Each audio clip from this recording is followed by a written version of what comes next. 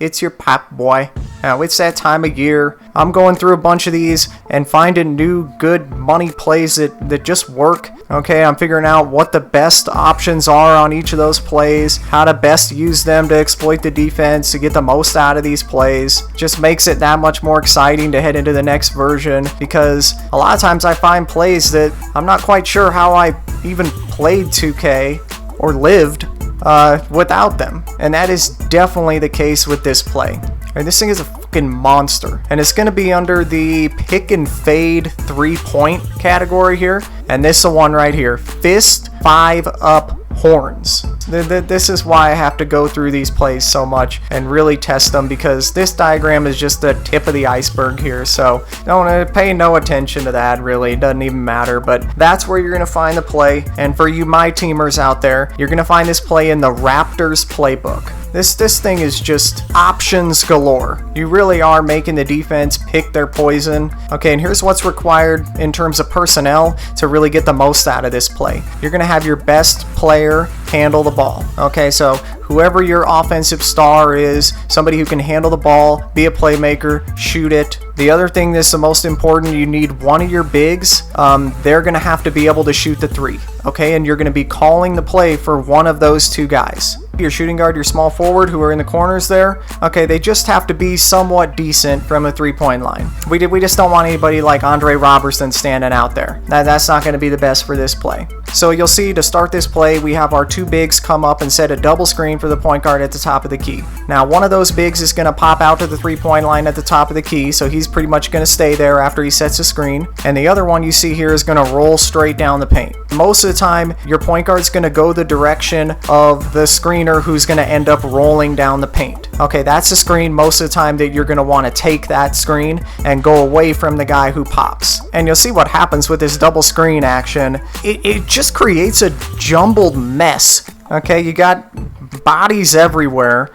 Everybody running into everybody. Okay, you have defenders, their paths are crossing, they're getting caught on each other, they're getting stuck behind the screeners, even after they set the screen. And because you have your 2 and the 3 in the corners down there, there's just so much space on each side of this double screen. Okay, so with all that space and with the mess that it creates, it's just so hard for the on-ball defender to stay with the ball handler. It's just because he doesn't really know which way you're going, and even if you don't get a clean screen, it just creates such a mess, so much traffic, so many bodies there, that he's going to get stuck behind somebody. He's going to get caught up at least a little bit 90% of the time. And of course, you can do some things as the ball handler to fake out the on-ball defender, make him think you're going one way and go the other way. And if you can get him leaning a little bit, it just makes him get bumped even more. Sometimes he'll get bumped by the screener on one side, and then you use the other side, and you're just gone. And of course, you have your ball handler is your offensive star, so he's hard to stay with as it is. So if we can get him to get caught up for just a split second, then it's pretty much over. And most of the time, this play is going to be able to accomplish that. So as we've seen here, the first option is pretty simple. You just have your ball handler go all the way and finish at the rim. Okay, that's going to be the first most basic thing you're looking for. If the corners do not help and the bigs aren't dropping down into the paint, then you have that clear lane, take it all the way and finish. Okay, now option number 2, if they have one of their bigs just drop down into the paint, the defender knows the roll man is coming, so he's dropping down. He wants to contain the roll man, so he's not totally committing to you. That's when there's going to be a nice little pocket for your ball handler to just pull up and take the mid. Alright, so option number 3 is to pull up for the 3. Okay, sometimes the CPU, or especially if you're playing against another user player, they're going to kind of anticipate all this action coming downhill at them. So they're going to kind of just take their defenders and just go under everything and hang back. Okay, so this is why you're going to want to have your point guard be able to shoot the ball from the perimeter at least a little bit. You're going to want to be able to punish them by pulling up for the 3. And sometimes, like you see here, the defenders will get so crossed up, that space is just open there. So if you want to pull up for the 3, even though you don't have to, I mean, might as well pull it from out there and get that extra point. And the flip side to that, instead of hanging back, some defenses will just try to blitz the ball handler and send a really quick double to the ball handler at the top of the key before the screens can even get really set up. But obviously, if they do this, they're leaving somebody open. So all the ball handler has to do is just pass out of it to whoever they doubled off of, usually one of the bigs. Then, of course, you're going downhill, you got numbers, and the defense is pretty much screwed as long as you read it right, make the proper decision.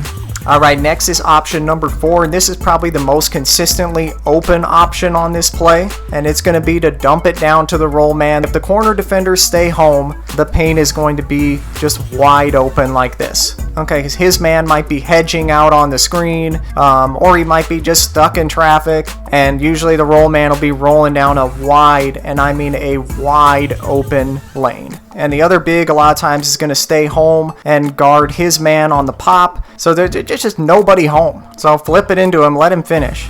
If one of the corner defenders comes down, obviously your shooter in the corner is going to become wide open and you're going to want to kick it out to him. So you're really just making the defense, like I said, just pick their poison. And it's really because the double screen action at the beginning of the play really does a great job of creating a situation for the offense where we have numbers. I mean, just make the defense make a decision. And as long as you read it right and make the correct play, you got it. Okay, so if you can believe it, there's still more options on this play.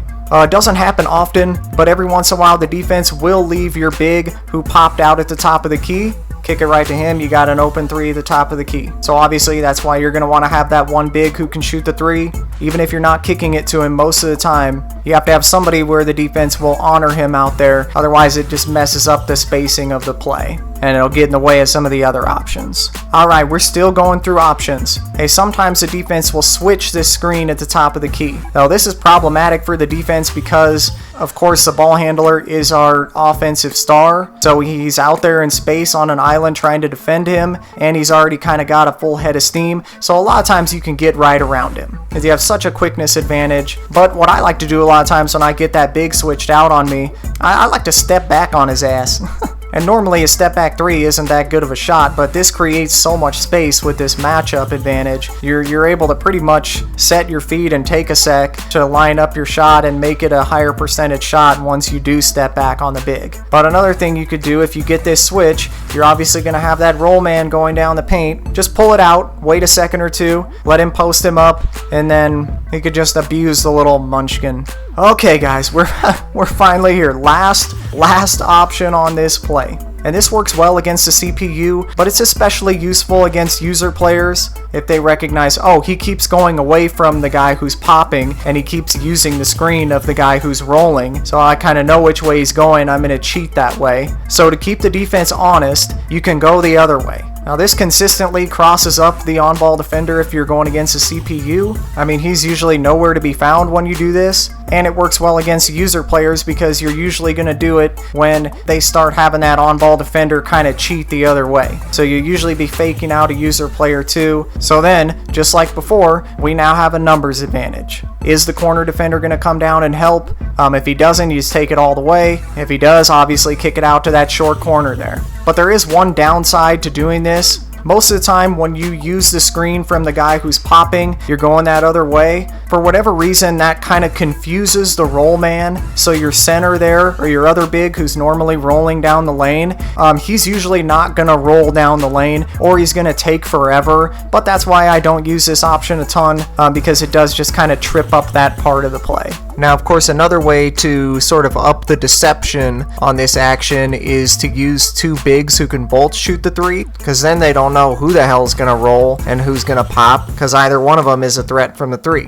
Okay, guys, so there it is. We got through it. That's all the options on this play. Appreciate all your feedback so far. Of course, comment below. Let me know if you have any questions on this play or any of the options. I know it's a lot of options. Is anything else you'd like me to take a look at? Anything else you'd like me to test? I'm all for it. If I can help anybody enjoy the game more, then I've done my job. And that's what I'm going to keep doing. Alright guys, I'm going to get back in this playbook. Alright, so I'm going to keep testing. I'm going to keep finding more money plays that work. We can take into 2K19 with us. So I hope you guys hang with me all summer and beyond. And we could just keep making a better game experience for everybody. So of course, if you haven't already, go ahead and subscribe down below.